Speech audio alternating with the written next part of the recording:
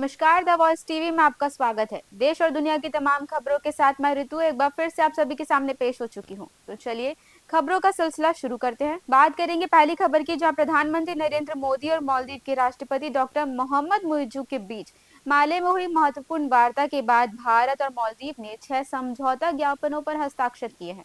इनमें मत्स्य पालन, मौसम विज्ञान, डिजिटल सार्वजनिक अवसंरचना, यूपीआई, औषध संग्रह और रियायती ऋण व्यवस्था जैसे प्रमुख क्षेत्र शामिल हैं।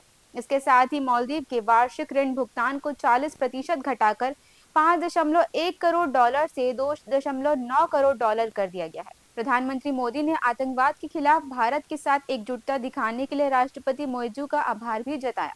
दोनों नेताओं ने भारत मालदीव संबंधों को ऐतिहासिक और गहरे बताते हुए मुक्त व्यापार समझौते पर बातचीत शुरू करने की घोषणा भी की है।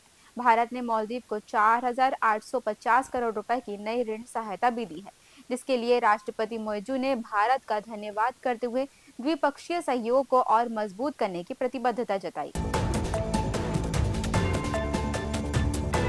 बात करेंगे अगली खबर की, जहां पीएम मोदी आज मालदीव की राजधानी माले में आयोजित 60वें स्वतंत्रता दिवस समारोह में मुख्य अतिथि के रूप में शामिल होंगे। इससे पहले राष्ट्रपति मोहम्मद मोइजू और प्रथम महिला साजिदा मोहम्मद द्वारा उनके सम्मान में एक भव्य राजकीय भोज आयोजित किया गया।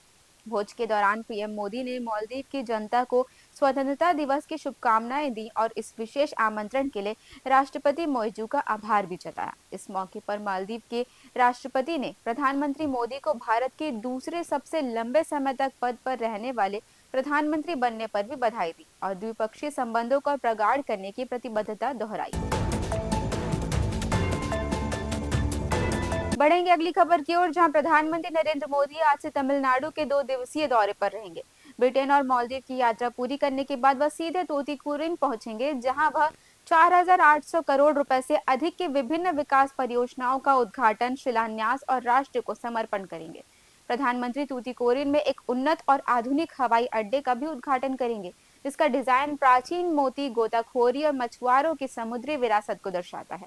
इस परियोजना से क्षेत्रीय संपर्क, रसद दक्षता और स्वच्छ ऊर्जा ढांचे को मजबूती मिलेगी। पीएम मोदी के दौरे को देखते हुए सुरक्षा के कड़े बंदोबस्त किए गए हैं। उल्लेखनीय है कि केंद्रीय सरकार ने 25,000 करोड़ रुपए के समुद्री विकास कोष के जरिए समुद्री बुनियादी ढांचे के विस्तार और निजी भागीदारी को प्रोत्साहित करने की योजना बनाई, जो आत्मनिर्भर भारत की दिशा में एक महत्वपूर्ण पहल है। बात करेंगे अगली खबर की, जहां केंद्रीय गृह मंत्री अमित शाह ने देश की कानून प्रवर्तन एजेंसियों को निर्देश दिया है कि वे आतंकवाद और तस्करी गतिविधियों में शामिल भगोड़ों को वापस लाने के लिए ठोस और समर्पित कदम उठाएं। मंत्री शाह ने ये बात नई दिल्ली में आयोजित 2 दिवसीय राष्ट्रीय सुरक्षा रणनीति सम्मेलन 2025 के उद्घाटन के बाद कही।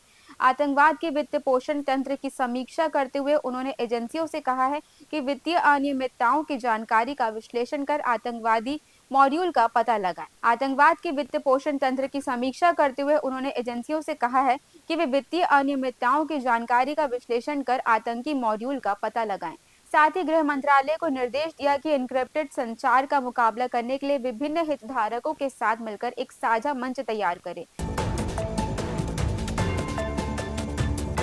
बात करेंगे खेल जगत की, जहां स्क्वैश में भारत की अनाहत सिंह ने मिस्र के काहिरा में आयोजित विश्व जूनियर चैंपियनशिप 2025 में इतिहास रच दिया है, जब उन्होंने महिला एकल स्पर्धा में कांस्य पदक जीता, जो देश के लिए 15 वर्षों में पहला पदक था। दिल्ली की 17 वर्षीय खिलाड़ी ने कड़ी टक्कर दी, लेकिन कल सेमीफाइनल में घरेलू प्रबल दावेदार नादिया अलहमी से 11-6, 14-12, 12-10 से हार गई। फिलहाल इस वीडियो में इतना ही, फिर मिलेंगे नए वीडियो में नए दैनिक समाचारों के साथ। तब तक के लिए मुझे दीजिए इजाजत। नमस्कार।